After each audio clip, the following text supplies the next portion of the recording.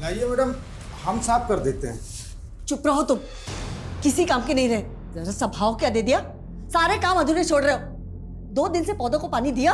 वो मैडम यहाँ पे डेथ हुआ था तो हमने सोचा तो? कि तुमको मालूम है पौधे जब मरते हैं ना तो गाली देते हैं। अब क्या उनकी हाय दिलवाओगे? अरे देख क्या रहो, जाओ ना पानी दो।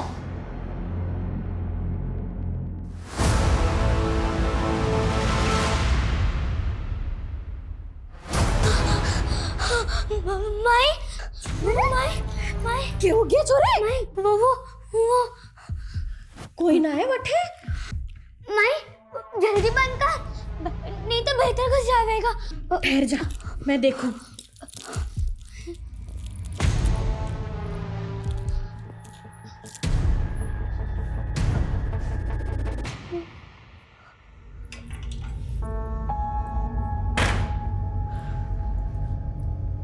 कुछ ना है छोरी, हरा भरम है।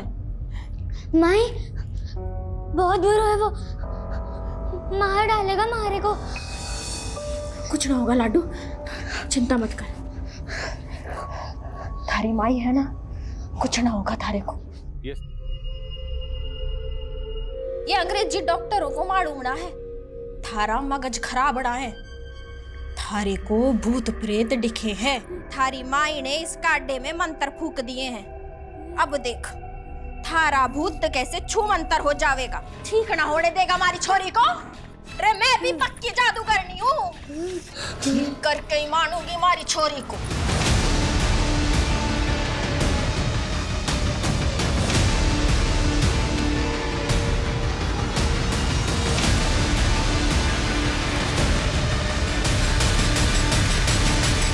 सर क्या कर रहे हैं आप? सर क्या इसके पीछे?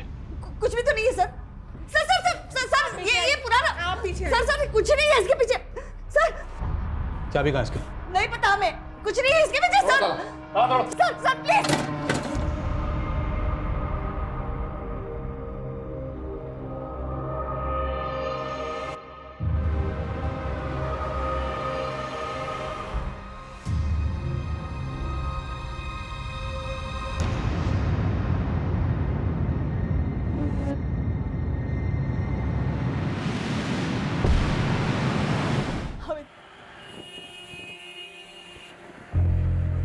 उनकी उम्मीदें तोड़ना बहुत पेनफुल होता है, जो हमें अपनी आखिरी उम्मीद मान लेते हैं। लेकिन कई बार हम टूटी उम्मीदों को जोड़ने के लिए एक फसाना बुन लेते हैं। हमें लगता है कि झूठ के पीछे भलाई छुपी हो तो बोलने में क्या हर्ज है। कहाँ खो गई दीदी? हम बुरे हैं क्या सुमित? काहे अपने आप को डिमोरलाइज कर रही हो? Richa Mishra is the best. सिर्फ तुम्हारी नजरों में। दुनिया ने अब तक आपको जाना कहाँ है? देखना, एक दिन आप डॉक्टर ही नहीं, बहुत अच्छी सिंगर भी बनिएगा।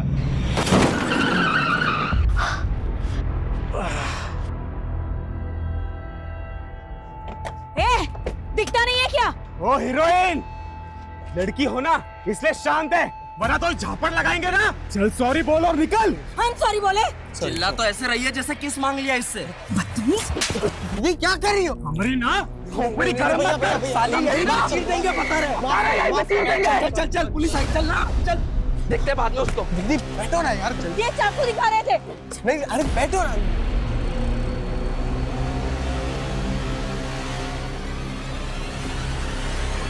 कहाँ उन मवालियों की मुंह लग रही थी? उन्होंने हमसे बदतमीजी की।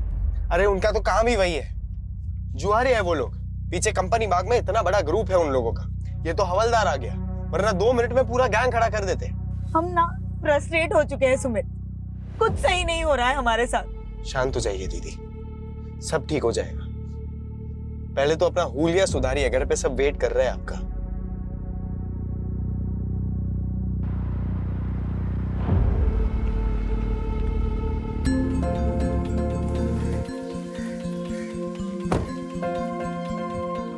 नमस्ते माँ,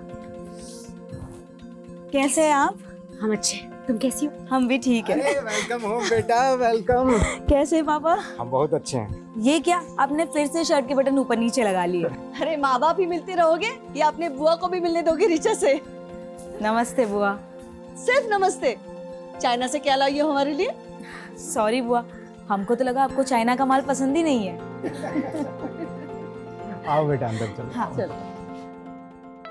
आज हमको बहुत ही गर्व महसूस हो रहा है कि हमारी बेटी चाइना से डॉक्टरेट करके वापस हिंदुस्तान आ गई। अब हम सब लोग इसको ऑफिशियली तौर पर डॉक्टर ऋचा मिश्रा कह सकते हैं। ये सब तो ठीक है संजीव, लेकिन हमारे मन में एक शंका है। कैसी शंका दीदी? ये जो डॉक्टर की डिग्री ऋचा लाई है ना चाइना से, वो भी कहीं चाइना के माल की तरह फर्जी तो नहीं है? बुआ, आप तो 10वीं तक पढ़ी है, आपको डॉक्टर के स्पेलिंग के आगे तो कुछ आता भी नहीं होगा ना? ए बेटा, ऐसा नहीं बोलते हैं। बड़ी है ना, बुआ है। बुआ है तो क्या हुआ, इनको भी तो सीखना चाहिए ना उस दोहे से। बड़ा हुआ तो क्या हुआ, जैसे पेड़ खजूर, पंथी को छाया नहीं, फल लागे अति दूर।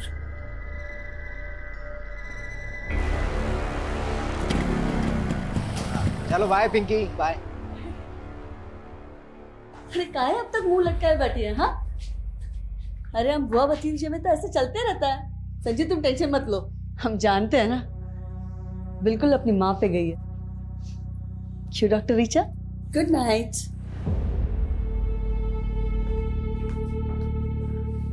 चार साल में पूरा पटना बदल गया, लेकिन ये वैसी की वैसी ही है। अरे छोड़ो, हम तो ध्यान ही नहीं देते हैं। एक कान से सुनते हैं और दूसरे से निकाल देते हैं। सीमा, तुम ऐसा बात करोगे तो बच्चे कैसे इज्जत करेंगे दीदी की? इज्जत पाने के लिए ना कर्म करना पड़ता है, और आपका तो आदत है अपना बहन का गलतियों पे पर्दा ढाकने का। भूलो मत, हम दीदी के ही घर में रहते हैं। तो हम कहे थे गांव से यहाँ लेकर आने के लिए। गांव में था ना अच्छा खासा मकान, लेकिन नहीं, आप 28 साल से यहाँ दीदी की सेवा में लगे हुए हो। तो दीदी को क्या बेसहारा छोड़ दें? जानती तो हो 22 साल की थी कि विधवा हो गई। बहुत दे दिए सहारा, अब अपने बच्चों के बारे में सोचिए।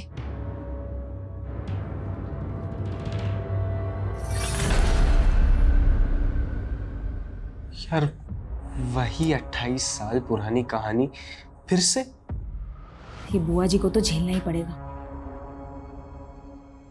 बस जो सोच के आया ना वो ठीक से हो जाए, बाकी सब तो देख लेंगे।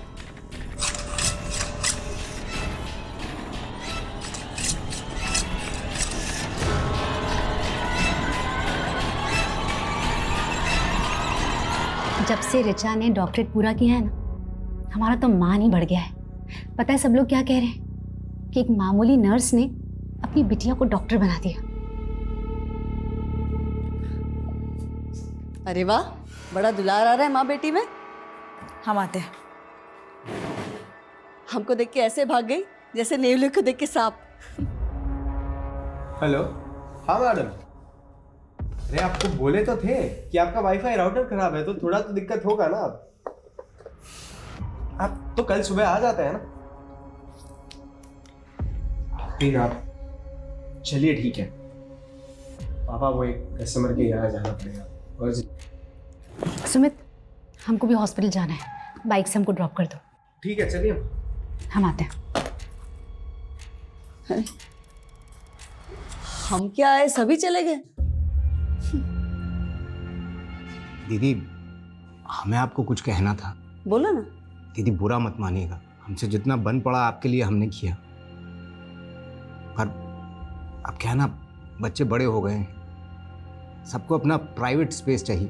तो तुम हमको छोड़ के जाने की सोच रहे हो? अरे दीदी, आपसे दूर थोड़ी ना जा रहे हैं, रोज आपसे मिलने आएंगे। जाओ जाओ ना, लेकिन सुमित हमारे साथ रहेगा। लेकिन दीदी, बस कहा है हमने तुमसे, सुमित हमारे साथ रहेगा।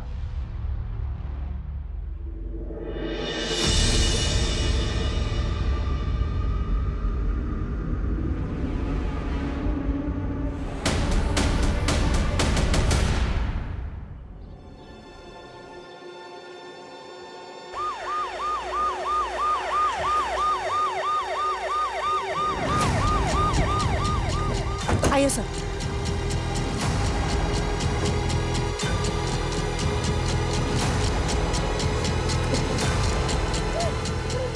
सभी केयरफुल।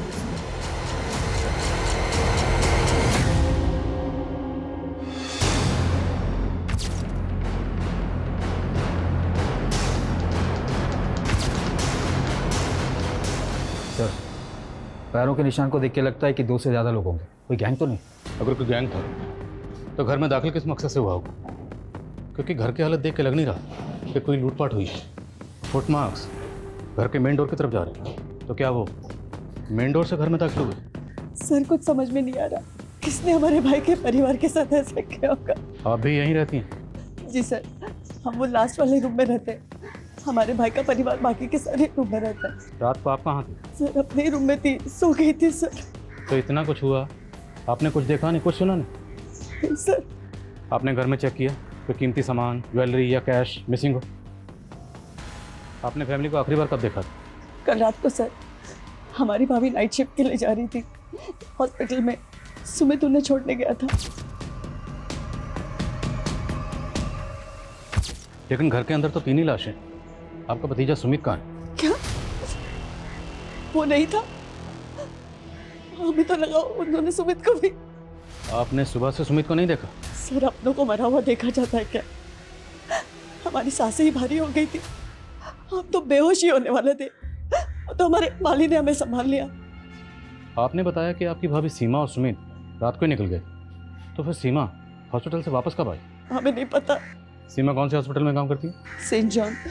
आपका भतीजा सुमित करता क्या है, और कल रात को वो कहाँ गया था? सर वो वाईफाई का काम करता है, लोगों के घर में इंटरनेट कनेक्शन लगाता है। कल भी किसी क्लाइंट का कंप्लेंट कॉल आया था उसे, इसीलिए वो चला गया। फोन लगाइए जरा सुमित को। The number you are trying to call is currently switched off. Please try again later. Switch off आ रहा है।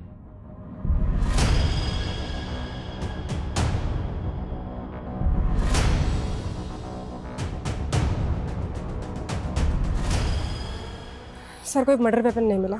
सर घर में कोई फोर्स एंट्री के निशान भी नहीं है, ना लूट ना चोरी। क्रिमिनल्स का मोटिव क्लियरली मर्डर ही लग रहा है। और घर का लड़का सुमित वो गायब है। सर कहीं उसने ही मर्डर तो नहीं किया? सिंह, कोई अपनी फैमिली को इतनी बेरहमी से क्यों मारेगा? और घर में 2 या 2 से ज़्यादा लोगों के फुटमार्क्स हैं। Right sir. अगर ये किसी गैंग या कॉन्ट्रैक्ट किलर का काम है तो हमें उसे जल्दी पकड़ना होगा। काफ़ी पॉश एरिया है, मीडिया की इस केस पर बराबर नजर रहेगी। पटना के वीआईपी इलाके में एक ही परिवार के 3 सदस्यों का बहुत बेरहमी से कत्ल कर दिया गया, जिससे पूरा शहर सख्ते में है। क्या ये पुलिस का फेलियर नहीं? जनता को जवाब देना होगा, आखिर ये हमलावर कौन थे? अगर ये जल्दी पकड़े नहीं गए तो दूसरे घरों को भी टारगेट बना सकते हैं। सर हमें सर हमने सुमित की माँ के हॉस्पिटल में चेक किया। सुमित ने अपनी माँ को वहाँ रात 9 बजे ड्रॉप किया था, लेकिन उसकी माँ रात को 1 बजे अचानक नाइट शिफ्ट बीच में छोड़कर चली गई। क्यों? सर सीमा की कलीग का कहना है कि उसके घर से एक इमरजेंसी कॉल आया था और ये कॉल उसके हस्बैंड का था। ऐसी क्या इमरजेंसी थी? सर क्राइम सीन पर किसी भी विक्टिम के फ़ोन भी नहीं मिले। समझ में नहीं आ रहा है कि संजीव ने सीमा को कॉल क्यों किया था रात 1 बजे। उस रात सुमित को भी उसके किसी कस्टमर ने कॉल किया था ना? हाँ सर, उस कस्टमर से भी बात हुई मेरी। उसने बताया कि सुमित रात 11 बजे अपना काम खत्म करके वहाँ से चला गया। तो क्या उसके बाद सुमित घर वापस आया होगा? सर मैंने सुमित के बारे में इन्फॉर्मेशन निकाली तो पता चला मुरारी नगर थाने में 2 साल पहले उस पर अबैटमेंट ऑफ सुसाइड का केस फाइल हुआ है। सर 2 साल पहले की बात है। शंकर नाम के एक आदमी का भी इंटरनेट कनेक्शन का बिजनेस था। उसके छोटे भाई संकेत ने सुसाइड किया था। सुमित पर आरोप था कि उसने शंकर के क्लाइंट्स हथियाने शुरू कर दिए थे। इसी वजह से उन्हें बहुत नुकसान हो रहा था और इसीलिए संकेत ने सुसाइड कर लिया। सर केस में कुछ दम नहीं था, इसीलिए सुमित बरी हो गया था।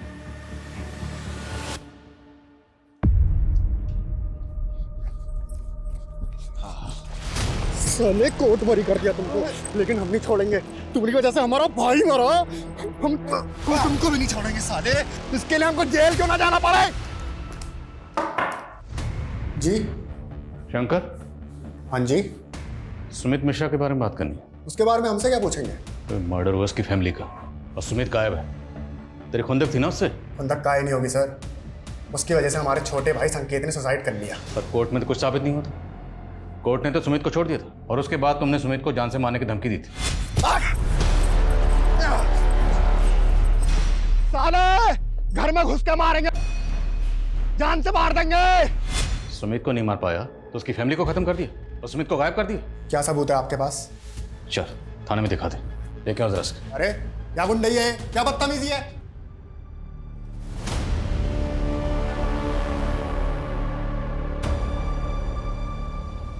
लाइए मैडम, हम साफ कर देते हैं। चुप रहो तुम, किसी काम के नहीं रहे। जरा सा भाव क्या दे दिया, सारे काम अधूरे छोड़ रहे हो। 2 दिन से पौधों को पानी दिया? वो मैडम यहाँ पे डेथ हुआ था तो हमने सोचा कि तुमको मालूम है पौधे जब मरते हैं ना तो गाली देते हैं। अब क्या उनकी हाय दिलवाओगे? अरे देख क्या रहो, जाओ ना पानी दो।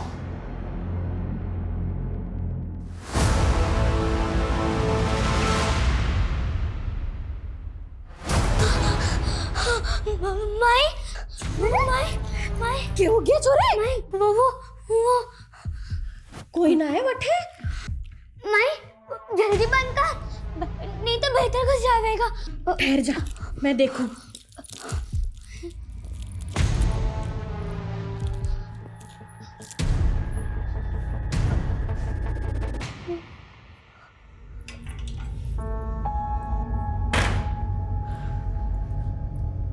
कुछ ना है छोरी, थारा भरम है।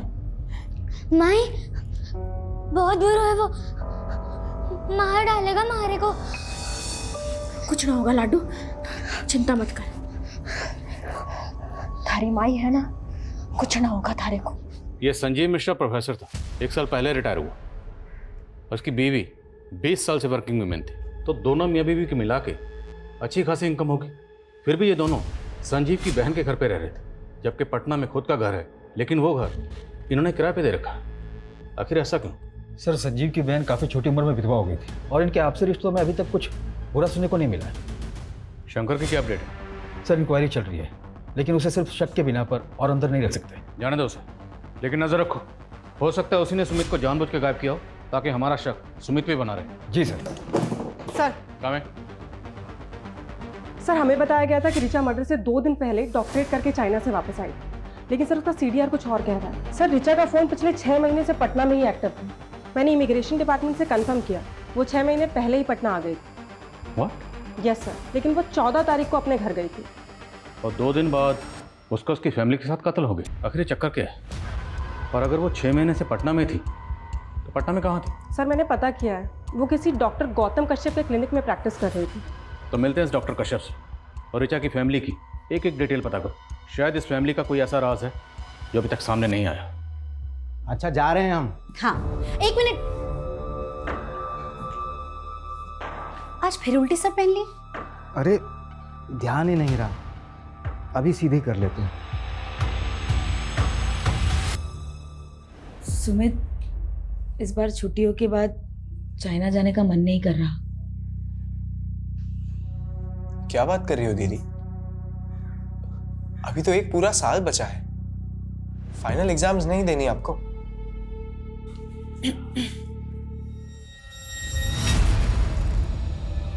हमको तुम दोनों से जरूरी बात करना है। हाँ माँ, बोलो। तुम दोनों इस पे साइन कर दो। हाँ सर, डॉक्टर रिचा मिश्रा हमारे अंडर में प्रैक्टिस करती थी। आप बताएं सर, क्या जानना चाहते हैं? डॉक्टर रिचा मिश्रा का मर्डर हुआ उसके माँ बाप के साथ। क्या? कब हुआ सर? 16 तारीख को। उसे 2 दिन पहले 14 तारीख को वो बॉन्डिंग कॉलोनी में अपने घर पर पहुंची। उसके घर पर फंक्शन था, सबको यही लगा कि वो सीधा चाइना से डॉक्टरेट करके उसी दिन पटना पहुंच गई। सर 1 मिनट सर, आप कह रहे हैं पटना में घर? सर, रिचा ने तो हमें बताया था कि वो मसूरी की रहने वाली है। इवन 13 तारीख को हमसे कह रही थी कि हमें अपने घर मसूरी जाना है। लेकिन सबको तो यही लग रहा था कि वो चाइना से डॉक्टरेट करके आई है। आपके यहाँ कब से प्रैक्टिस कर रही थी? सर, यही कोई 6 मंथ से। उसने हमें भी कहा था कि हम चाइना से डॉक्टरेट पढ़ के आए हैं, और उसे अपॉइंट करने से पहले हमने उसकी डिग्री और डॉक्यूमेंट्स भी चेक किए थे। तो आपके पास उस डिग्री और डॉक्यूमेंट की कॉपी तो होगी? जी सर। डॉक्टर रिचा मिश्रा की sir degree. Sir, even joining के बाद उसने हमसे ये भी कहा था कि पटना में उसके पास रहने के लिए कोई जगह नहीं है, तो हमने यही क्लिनिक पे एक शेल्टर प्रोवाइड करवा दिया था। तो मतलब रिचा ने झूठ बोला? हमें तो टैलेंटेड लगती थी सर। और आजकल तो स्टूडेंट सर यूक्रेन, चाइना और रशिया जैसी कंट्रीज़ में जाकर मेडिसिन डिग्रीज ले लेकर आ रहे हैं, तो हमें यही लगा था कि वो भी जेन्युइन होगी। तो आपने रिचा को ना सिर्फ नौकरी पर रखा, बल्कि रहने की जगह भी प्रोवाइड करवाई। तो अकेली लड़की देखकर सिर्फ मदद की, या फिर मदद से ज़्यादा कोई मेहरबानी की? सर, आप कैसी बातें कर रहे हो? हमारा सिर्फ प्रोफेशनल रिलेशन था और कुछ नहीं था। हमें तो खुद समझ नहीं आ रहा कि उसने हमसे झूठ क्यों बोला।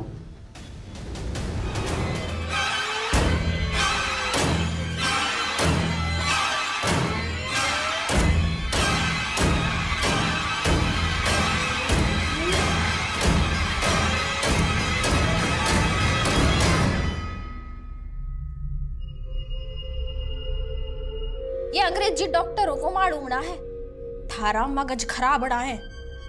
थारे को भूत प्रेत दिखे हैं, थारी माई ने इस काड्डे में मंत्र फूक दिए हैं। अब देख थारा भूत कैसे छू मंतर हो जाएगा, ठीक ना होने देगा हमारी छोरी को। रे मैं भी पक्की जादूगरनी हूँ, ठीक करके ही मानूंगी हमारी छोरी को। सर इतना तो क्लियर है कि 4 साल पहले ऋचा ने चाइना के इसी इंस्टीट्यूट में एडमिशन लिया था और वो 3 साल तक वहीं पढ़ रही थी। लेकिन सवाल ये है कि अगर ऋचा पिछले 6 महीने से पटना में रह रही थी तो पिछले 6 महीने से अपने माँ बाप से दूर क्यों रह रही थी, वो भी माँ बाप को बिना बताए। 14 तारीख को ऋचा अपने माँ बाप के पास आई और 16 तारीख को ऋचा और उसके माँ बाप का कत्ल हो गया और 16 तारीख से ऋचा का भाई सुमित गायब है। वो कहाँ गायब है कुछ पता नहीं चल रहा। सर ऋचा की बुआ के मुताबिक 14 तारीख को सुमित ही ऋचा को एयरपोर्ट से लेकर आया था। तो मुमकिन है कि सुमित जानता होगा कि ऋचा पिछले 6 महीने से पटना में थी। सर पोस्टमार्टम रिपोर्ट के मुताबिक ये सारे मर्डर्स उस रात 3 से 6 बजे के बीच में हुए थे और सुमित को आखिरी बार उसके कस्टमर के घर देखा गया था रात को 11 बजे।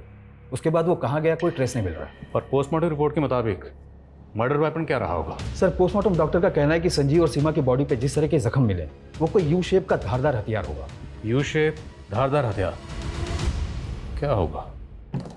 सर हम ऋचा के मूवमेंट चेक कर रहे थे तो एक ट्रैफिक पुलिस से इन्फॉर्मेशन मिली है 14 तारीख को ऋचा और उसके भाई की गाड़ी 2 बाइकर से टकराई थी। सर उन दोनों लड़कों ने ऋचा और उसके भाई पे हमला करने की कोशिश भी की थी। सर ट्रैफिक पुलिस ने उन दोनों लड़कों का पता लगा लिया था लेकिन ऋचा और उसके भाई ने गवाही देने से मना कर दिया, इसलिए कोई केस ही नहीं बना। वो दोनों लड़के कौन थे?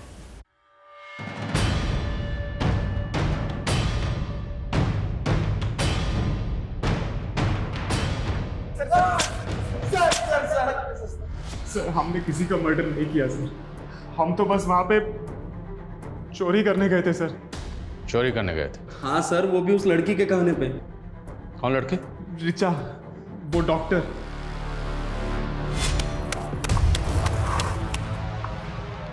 तो वही गाड़ी है ना? हाँ भाई ये तो वही गाड़ी है। तू यहाँ क्या कर रही है? तुमसे दोस्ती करने आए हैं। दोस्ती? हमारा एक काम करोगे? उस काम के लिए हम तुम्हें पैसे भी देंगे। सर उसने बोला था कि 16 तारीख की रात को उसके घर पे जाकर सोने और कैश के साथ साथ उसकी डॉक्टर की डिग्री भी चोरी कर लेना। लेकिन सर हम जब वहां पहुंचे तो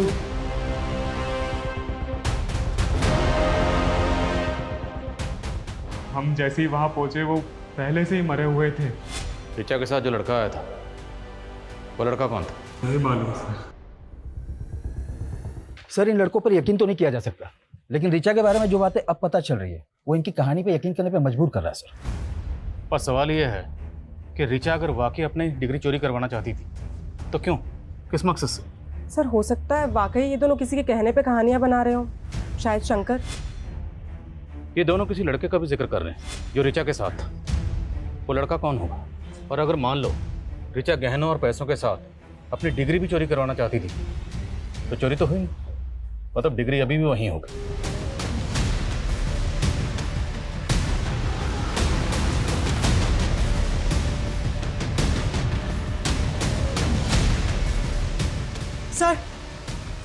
सर ये देखिए।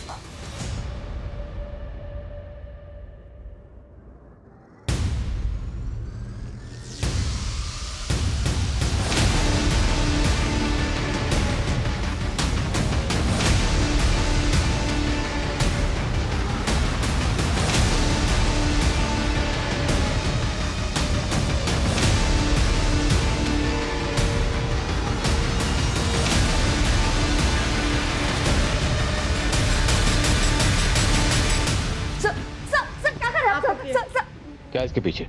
कुछ भी तो नहीं है sir. Sir sir sir sir sir ये पुराना आप पीछे। सर सर कुछ नहीं है इसके पीछे सर। चाबी कहाँ इसकी? नहीं पता हमें, कुछ नहीं है इसके पीछे सर। Sir sir please.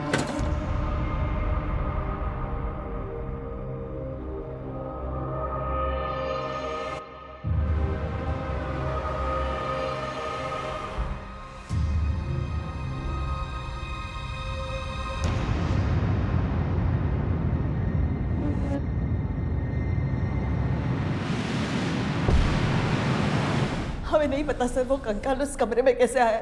सच बोल रहे हैं हम। कैसे नहीं जानते? जिस घर में 3-3 मर्डर हुए हैं उसी में कंकाल मिला है, और वो भी उस कमरे में जो पीछे से जाकर बिल्कुल तुम्हारे कमरे से जुड़ता है। उस कमरे का जो दरवाजा है अलमारी लगा के उसे छुपाया क्यों गया? सर वो कमरा जो है ना 20-25 साल से ऐसे ही है, वास्तु दोष है उस कमरे में। 20-25 साल? और 20-25 साल पहले ही तुम्हारे पति की मौत हुई थी। कहीं वो कंकाल तुम्हारे पति का तो नहीं? क्या बोल रहे हैं सर? हमारे पति जो है ना दमे से मरे थे और हमने उनका ठीक तरह से अंतिम संस्कार किए थे। तो अब ठीक से बताओ उस कंकाल की कहानी क्या है, किसका है और उसे वहाँ कौन लाया? हमें तो लगता है ना ये सब जो है ना रीचा ने किया है, मेडिकल करके आई है ना, उसी ने रखा होगा वो कंकाल उधर। वो सिर्फ 2 दिन पहले घर आई थी। सर वो थी तो पटना में ही ना, आप ही बोले थे। सर हम कह रहे हैं आपको ये सब उसी का करा धरा है, उसी ने पूरे परिवार को व्यस्त कर दिया। परिवार? सुमित को लेकर पॉजिटिव थे ना, और शायद ये बात तुम्हारे भाई और भाभी को पसंद नहीं थी, इसलिए भाई भाभी भतीजी सब मर गए और शायद सुमित जिंदा, और शायद सुमित को तुमने कहीं गायब किया। कब से इल्जाम लगाए जा रहे हैं आप? छोटी उम्र में हमारे पति मर गए, विधवा हो गए, इसका मतलब कातिल नहीं है हम। अब और कुछ भी टॉर्चर करेंगे ना, बहुत तकलीफ हो रही है हमें। सोनल हॉस्पिटल लेकर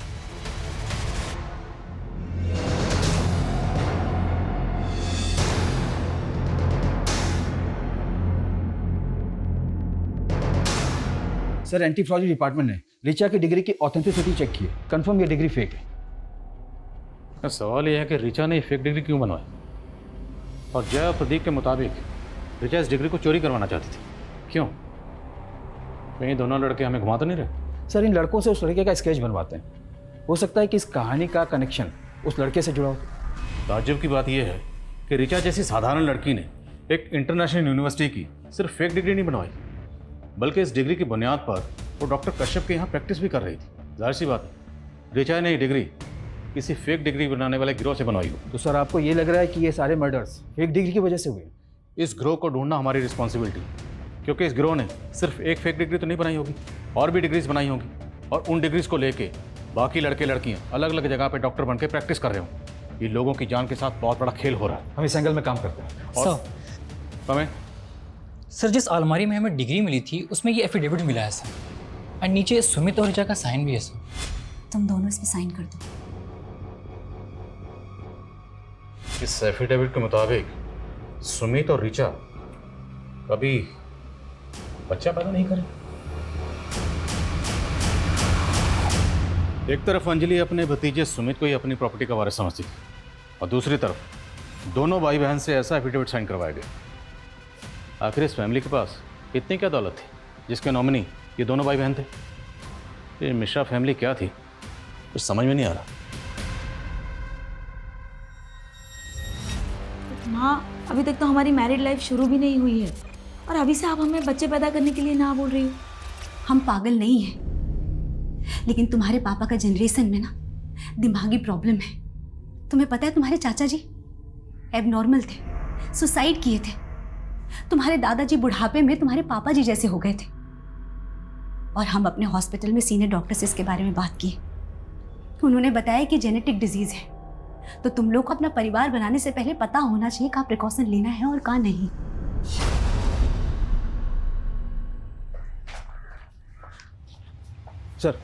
सर जय और प्रदीप ने इस लड़के की स्केच बनवाई है जो कि उस ऋचा के साथ। सर मैंने ऋचा के सीडीआर को भी चेक किया, उसमें एक नितिन नाम के लड़के का नंबर मिला है। सर ये नितिन की फोटो है और ये स्केच दोनों मैच कर रही है। जय और प्रदीप ने भी कंफर्म किया कि यही वो लड़का था जो कि उस दिन ऋचा के साथ। हाँ सर हमने ऋचा को पहले ही कहा था कि उन लड़कों से ऊटपटांग काम ना करवाए, पर उसने एक नहीं सुनी। और सर सच बताए तो हम उसके साथ जाना भी नहीं चाहते थे, पर उन लड़कों से उसे अकेले बात करने में बहुत डर लग रहा था, इसलिए हमें जाना पड़ा। तो जानता था ना कि ऋचा ने उन दोनों को, प्रदीप और जय को, घर पे बुलाया था? सर सच बता रहे हैं, हम कुछ नहीं जानते। तुझे पता था ना कि ऋचा चाइना से पटना वापस आ गई, उसने फेक डिग्री बनवाई। कहाँ से बनवाई थी? तूने मदद की थी? नहीं सर, हम तो पहले से ऋचा के इस कदम के खिलाफ थे, पर वो बहुत प्रेशर में आ गई थी क्योंकि वो फेल हो गई थी। नितिन हम तो डॉक्टर बनना ही नहीं चाहते थे, हम तो सिंगर बनना चाहते थे। लेकिन हमारे पेरेंट्स, जब से हमने होश संभाला ना, कूट कूट के दिमाग में भर दिया कि हमें सिर्फ डॉक्टर बनना है। रिचा, पर तुमने कोशिश तो की थी ना। अब तुम फेल हो गई तो कोई बात नहीं, एक बार फिर से ट्राई करो। 45 लाख का खर्चा किया है उन्होंने हमें चाइना भेजने के लिए। किस मुंह से कहे कि हम फेल हो गए? फिलहाल ना फेक डिग्री का जुगाड़ कर लेते हैं, फिर कुछ कमा लेंगे और उस कमाई से हमारा डॉक्टरेट पूरा कर लेंगे। सर, रिचा ने अपने फैमिली प्रेशर में आके कभी कोई सही डिसीजन लिया ही नहीं। उसे तो हमेशा यही डर लगा रहता था कि गलती से अगर उसकी फेक डिग्री पकड़ी गई तो उल्टा और फंस जाएगी, इसलिए वो उसे चोरी करवा के टेंशन फ्री होना चाहती थी। Tension free? उसी फेक डिग्री को दिखाकर वो डॉक्टर के यहाँ प्रैक्टिस कर रही थी। आई नो सर, पर किसने किया, कब किया, क्यों किया, उसके पेरेंट्स का किसने खून किया, सर हमें कुछ नहीं पता। ऋचा का भाई सुमित कहाँ है ये तो जानता होगा ना? सर हम कुछ नहीं जानते, हम सच बता रहे हैं। ये स्केलेटन 30 से 35 साल के किसी आदमी का होगा। जब इसकी मौत हुई होगी तकरीबन यही उम्र रही होगी इसकी। और मौत कब हुई होगी? यही कोई 5 से 7 साल पहले। पर हमें तो लगा कि ये स्केलेटन वहाँ इससे भी ज़्यादा सालों से रखा गया होगा, क्योंकि हमें जब स्केलेटन मिला उस वक्त इस पर काफ़ी धूल जमी हुई थी। लेकिन सर हमें उस धूल और मैल की लेयर के नीचे एक ऐसी लुब्रिकेंट की लेयर मिली है जो आमतौर पर स्केलेटन को प्रिजर्व करके रखने में इस्तेमाल होती है। तो मिश्रा हाउस में वो कौन था जो स्केलेटन को प्रिजर्व करके रखना चाहता था?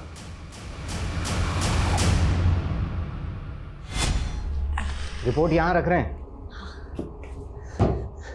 आगे आप लोग क्या कहा डॉक्टर ने? लड़का है ना? दीदी, सीमा चेक करवाने से मना कर दिए। लड़का होगा या लड़की है तो पैदा होने के बाद ही पता चलेगा।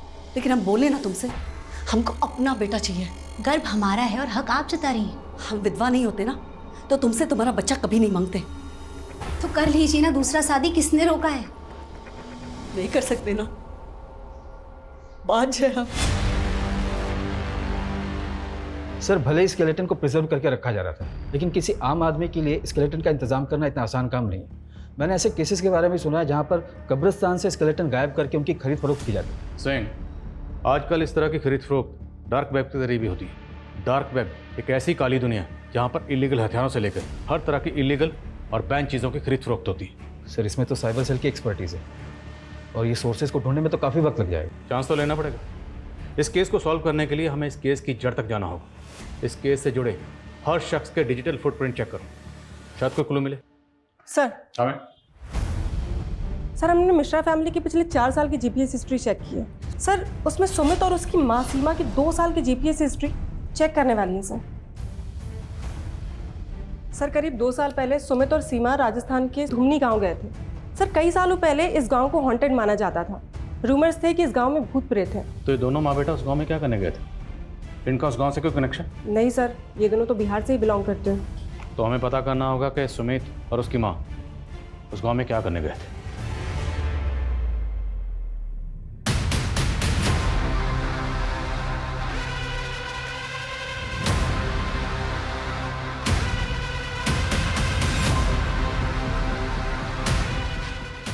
सर ये सरपंच की माँ है। सीमा और सुमित को इन्होंने आइडेंटिफाई किया। प्रणाम माता जी। सब मारे को अच्छे से याद है। वो छोरा और उसकी माँ यहाँ मारे को मिलने आए थे। माँ जी, गोमांती और लोमानी कहाँ रहते हैं बता पाएंगी क्या? अठेरे। धन्यवाद। गोमंती और लामनी? हाँ साहब, वही गोमंती और लामनी जिनका भूत 50 साल से फिरे हुए हैं। बड़ी अच्छी बेटा थी बेचारी माँ बेटी की। पता था कि गोमंती काला जादू करती थी और फिर गांव में कुछ लोगों ने उनको मार दिया। सर 50 साल पुरानी माँ बेटी की मर्डर की कहानी जो कि काला जादू करते थे। भला सुमित और उसकी माँ इस कहानी को इतने डिटेल में जानने के लिए इंटरेस्टेड क्यों होंगे? अगर देखा जाए तो इंटरनेट पे इस घटना के बारे में पूरी जानकारी होगी। फिर भी सुमित और उसकी माँ इस घटना के बारे में जानने के लिए पर्सनली इस गाँव में आए और 2 साल बाद सुमित की माँ सीमा, उसके फादर संजीव और बहन ऋचा का मर्डर हो गया, और वो भी इतने ब्रूटल तरीके से। सर इस क्राइम का ना ही कोई मोटिव समझ में आ रहा है और ना ही ये कि ये किया किसने। आई थिंक वो शायद इसलिए क्योंकि अभी तक हम इस केस को रेगुलर तरीके से इन्वेस्टिगेट करते आ रहे हैं। क्यों ना हमें इस केस को देखने का नजरिया बदले। नजरिया बदलेंगे तो तहकीकात बदलेगी और तब शायद कोई क्लू हाथ लगे।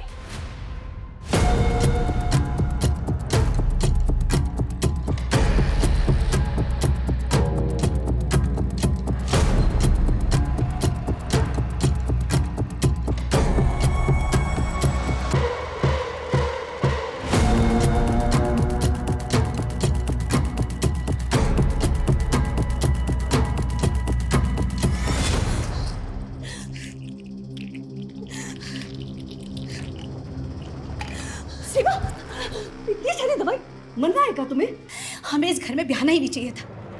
आप सब लोगों ने हमसे ये बात छुपाई कि संजीव जी को दिमाग का दौरा पड़ता है और आप लोग के जनरेशन में सबको यही बीमारी था। कहीं इसका असर हमारे बच्चों पे पड़ा तो? ऐसा कुछ नहीं होगा। रिया 3 साल की हो गई है ना, कुछ हुआ उसे? नहीं ना, बच्चा भी स्वस्थ होगा।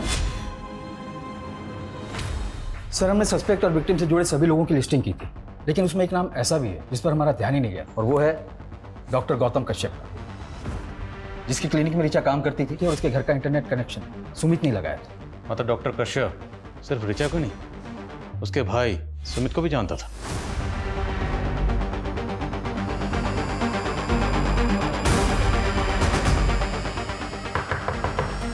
डॉक्टर कश्यप,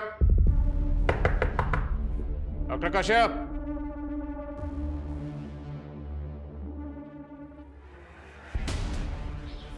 दरवाजा तोड़ो।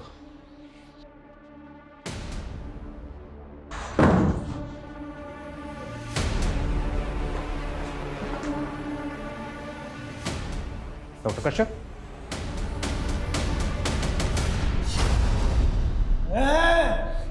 अगर माँ बेटी ने अलग करवा की कोशिश की तो काट फेंक दो रे। निकलो उठा से, निकलो उठा से, कश्यप निकलो उठा से, निकलो उठा से। 50 साल से मैं माँ बेटी जुदा हाँ, और अब थे माने फिर से अलग करवो चाहो। हाँ, मैं काट फेंक दूँ नहीं। छोड़ो, छोड़ो मुझे। सुमित, सुमित,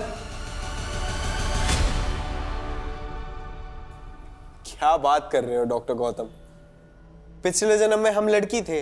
हाँ, हम तुम्हारी माँ थे, एक औरत, और वैद्य का काम करते थे, और इस जन्म में हम डॉक्टर हैं। आपका है ना वो karmicsoulmate.com पे पुनर्जन्म के किस्से पढ़ पढ़ के दिमाग खराब हो गया। अभी तुम नादान हो ना, यकीन नहीं करोगे। हम पिछले जन्म में वैद्य ही नहीं, ब्लैक मैजिक की प्रैक्टिस भी किया करते थे, और इस जन्म में भी कर रहे हैं। और इसी ब्लैक मैजिक की मदद से हमें यह पता चल गया है कि हम दोनों पिछले जन्म में माँ बेटी थी। तुमने सुमित को फालतू कहानियां सुना के सुमित को हासिल करने के लिए तूने उसकी पूरी फैमिली खत्म कर दी। सिर्फ हमने ही नहीं, हमारी बेटी ने भी हमारा साथ दिया। जिन 3 लोगों ने 50 साल पहले हमें मारा था, हमने उन्हें मारकर अपना बदला पूरा किया है। गोमांती यानी हम और लामानी यानी तुम। ठीक 50 साल पहले 11 मई को हम दोनों मरे थे, और जिस दिन हम मरे थे उस दिन पूर्वा फाल्गुनी नक्षत्र था, और जिस दिन हम पैदा हुए उस दिन भी पूर्वा फाल्गुनी नक्षत्र ही था। और कमाल की बात यह है कि जिस दिन तुम पैदा हुए उस दिन भी पूर्वा फाल्गुनी नक्षत्र ही था। तो क्या पिछले जन्म में हम सच में आपकी बेटी थे? हाँ, हम दोनों माँ बेटी थे, और हम दोनों को जिन 3 लोगों ने मार दिया था वो इस जन्म में तुम्हारे माँ बाप और बहन हैं। जी सर, हमें यकीन था कि वो तीनों ही हम दोनों के कातिल थे। वे तुम ना, वो डॉक्टर 1 नंबर का सनकी है, दिमाग खराब कर दिया उसने तुम्हारा। तो अपनी माँ को लेकर राजस्थान के गांव में क्यों गए थे? हमने तो माँ को उनके मुंह पे ही बोल दिया था कि पिछले जन्म में वो हमारी कातिल थी, तो गाँव ले जाकर सब बता दिया। वो समझ बैठी कि हमें वही दिमागी जेनेटिक डिजीज़ है जो हमारे बाप दादा को थी, पर हमें तो बदला लेना था। पर तभी ऋचा चाइना में थी, तो जैसे ही वो फेल हुई हमने उसे एक फेक डिग्री का प्रॉमिस कर यहाँ इंडिया बुला लिया, क्योंकि हमें तीनों को साथ में ही मारना था। ऋचा को इंडिया बुलाकर डॉक्टर कश्यप के यहाँ प्रैक्टिस पर लगा दिया, ताकि वो साला डॉक्टर तुमसे 6 महीने अपने ऊट पटांग रिचुअल करवाता रहे।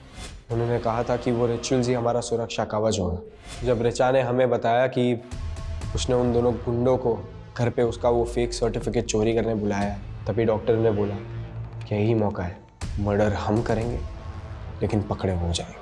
तो अपनी माँ को अपने पापा के फ़ोन से कॉल करके हॉस्पिटल से घर तुमने ही बुलाया था।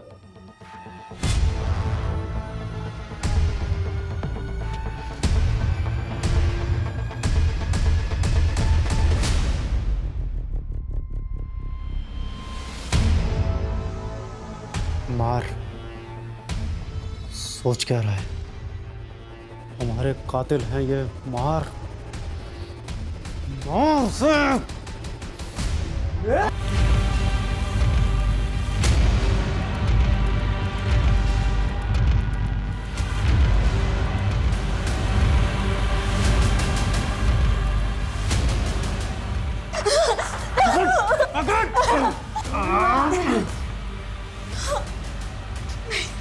ले, मार इसे।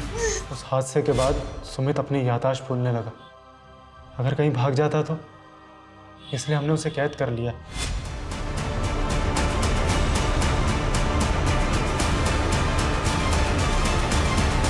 हम उसे बार बार याद दिलाते हैं कि हम उसकी माँ हैं और वो हमारी बेटी। सनकी, तूने अपने पागलपन के चक्कर में एक पूरी फैमिली को खत्म कर दिया। एक बच्चे को ऊट पटांग पास सुनाकर उसका पूरा फ्यूचर बर्बाद कर दिया तूने।